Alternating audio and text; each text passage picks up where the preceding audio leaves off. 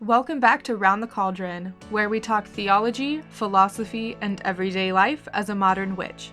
If you like the show, please leave a review wherever you listen to help other witches find me. Don't forget, you can help support the show at patreon.com/roundthecauldron for as little as $1 a month and get patron-exclusive content. If you're ready to hop into the show, grab some coffee, pull up a seat, and join me round the cauldron. Today, I wanted to talk about jumping on the witchcraft bandwagon. Now, this topic was inspired by a comment that was left on my cultural appropriation video on YouTube.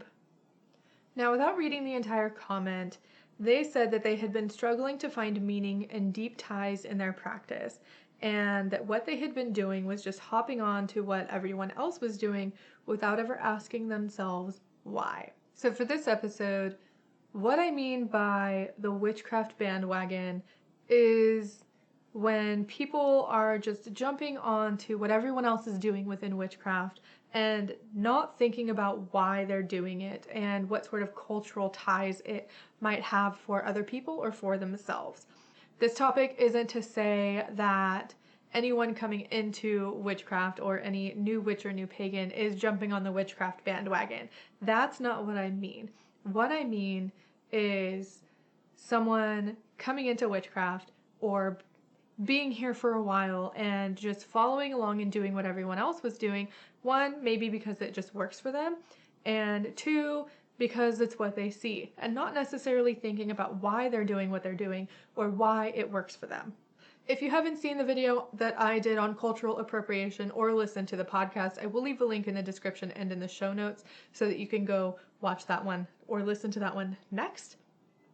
It is something that I feel is important. It needs to be talked about, and it creates a sense of division sometimes within the pagan community, and I think that healthy debate about the topic is important. There are a few different reasons why I think people should not be doing this. The first reason being that your learning becomes stagnant. So if you just go into witchcraft and you see all of this stuff available to you, you see sage and quote-unquote smudge kits and chakras and auras and all of this stuff. If you're like me, your first instinct is to learn absolutely everything that you can about absolutely everything. However, there are some people out there who only learn the basics, who only learn what they need to know to get by and to have a superficial understanding of the concept that they learned about. So, for example, chakras.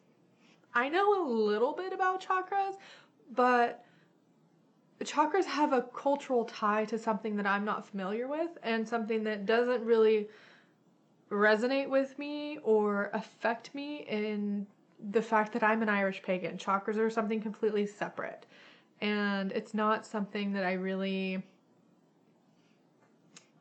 not necessarily believe in as a pagan or as a witch, but it's just not part of my practice. And I have my own personal reasons for why that is, but when you hop into witchcraft and you see everyone doing all of this stuff and you do it because either you think it's what you're supposed to be doing or you think that it's cool and you don't take the time to learn about what you're doing, your educational flow becomes stagnant. You stop learning, and at this point you're just sort of participating at a superficial level. Now, leading off of that reason, the next reason that I think witches and pagans should not be doing this is it can lead to a lack of connection. And this can be connection with yourself, connection with your gods and goddesses, and connection with just the energies around you, or connections with what it is that you're actually doing. In my opinion, if you don't take the time to learn about what you're doing, you really can't connect with it on that level of deeper understanding that is sometimes required depending on what it is that you're studying.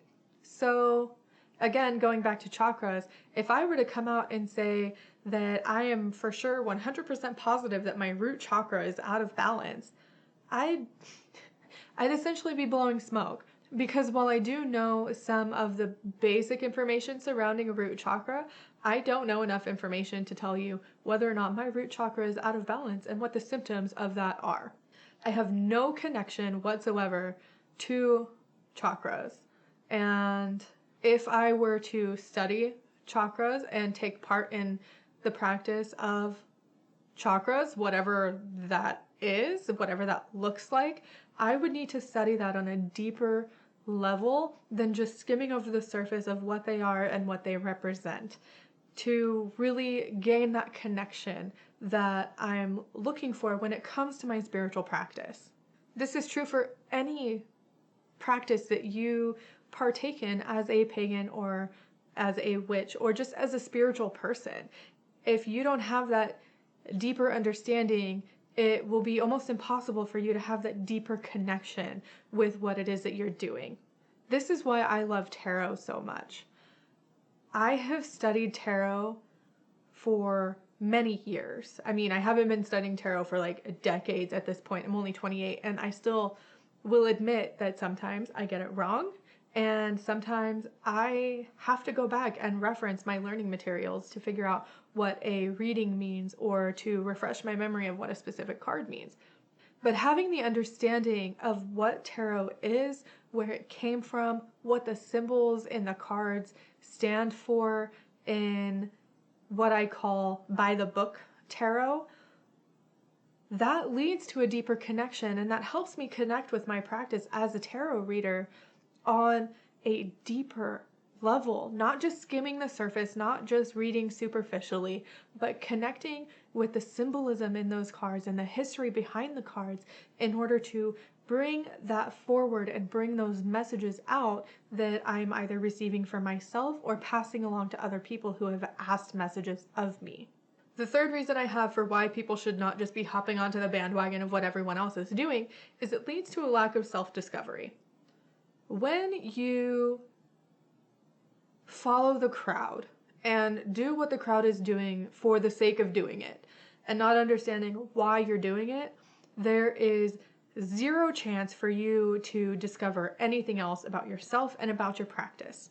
Looking into why you do what you do can lead you down this whole rabbit hole of shadow work, figuring out what resonates with you, what doesn't. Maybe you research your ancestral history and the culture of your ancestors and the culture of your present day family. Maybe you find practices that are tied to your heritage that you didn't even know about based on your research into what you're doing and why you're doing it. So not looking into these things can lead to stagnation in many parts of your practice. It can leave you open to just flatlining your spirituality. It can leave you open to spiritual bypass, a lack of shadow work. It can leave you open to participating in cultural appropriation and not even knowing it. I've been practicing for a long time. I first got into witchcraft and Wicca when I was about 12 or 13 years old. At this point in this video, in this episode, I'm 28. I'm going to be 29 this year. I will admit to you that I'm not perfect. I will admit that there were times in my past, and there might even be times now that I'm not aware of, where I am participating in this witchcraft bandwagon thing, where I was doing something just because it's what everyone else was doing. The biggest example of this is the use of white sage and quote-unquote smudging areas. When I was first doing this, when I was first building my witchcraft practice and building my paganism, smudging was prevalent in basically every source that you could read online or in the books or the people that you would talk to in your community. Until I started digging into what smudging was, why people do it, where it came from, I had no idea. I was doing it because it's what everyone else was doing, and that's what I thought I should be doing too. It might still be happening. There might be some things that I'm doing subconsciously because it's what other people are doing that I haven't realized yet. And this is where that self-discovery comes in. So how can you avoid jumping on this witchcraft bandwagon? One of the first things that I tell anyone who is researching anything that has to do with the occult or paganism or witchcraft, or even outside of this, just in general, in everyday life, ask yourself why. In raising my daughter, anytime she asks the question, why? I will not say, because I said so, or that's just the way it is, or it's tradition, or because. I've been guilty of doing this before when she asked me questions over and over and over again. She is still growing. I'm still growing as a mother and as a person, but I try not to brush off her questions when she asks me why. And this happens with everything. She can ask me, Mom, why is the sky blue? And I will explain to her why the sky is blue, because of the way light works and it reflects off the ocean. Obviously, at this point, she's 7, so there are some questions that either I will say, I don't have an age-appropriate answer for you, or we can look up age-appropriate resources, or things like that. And if she asks me a question and I don't know the answer, I say, I don't know, maybe we can figure it out together. I feel like that's a really important part of growing as a person, being able to ask those questions either of other people or of yourself and figuring out what the answer is and growing and learning as a person. That same concept can be applied to growing and learning as a spiritual person in a witchcraft practice. The next thing that I'm going to tell everybody to do is take advantage of the resources that you have at your disposal. I have all of these videos on my channel. I've got the podcasts. I have articles on my website. I also link to outside sources and other witches and pagans who have been doing this longer than I have, or who maybe can articulate a concept in words better than I can. You have libraries and you have free resources for sacred texts and ancient information, and there's so much at your disposal that is free for you to use that you need to take advantage of. Just remember that if you are trying to learn about a cultural practice, that you are better off going to people of that culture and asking them for their opinions and their thoughts, and listen to them. If they tell you, no, you shouldn't be doing that because this is part of our culture, you have no idea what the context of that practice is, then you need to listen to them. An example of this outside of a specific practice is me, okay? I'm learning Irish. I was doing an Irish lesson this morning, and Mango Languages comes up with different cultural notes based on what you're learning. And the cultural note for me came up and said that something like less than 3% of people in Ireland speak Irish as a native language. Many more people speak it as a second language, but that Irish is an endangered language and that I was actually helping out by learning how to speak the language. Okay? So my first thought is, oh, that's insane. Like, I didn't know that not everyone in Ireland spoke Irish, because I knew that Ireland has its own language. It is Irish.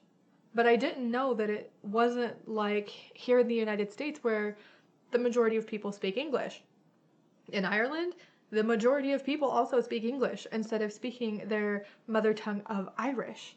And I had no idea.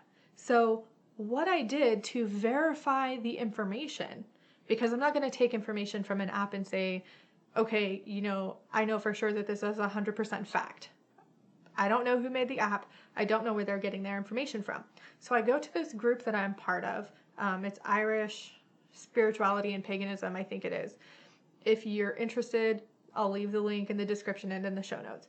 But I went over there, I took a screenshot of the cultural note from the lesson, and I posted and I said, hey, I'm using this app. I'm not 100% sure of the accuracy of this cultural note. Is this true? And the people that are native to Ireland came back to me and said, yes, this is true. Thank you for asking. And, going along this line. So if you're going to learn something that is from a different culture than your own, seek out those resources from those particular cultures.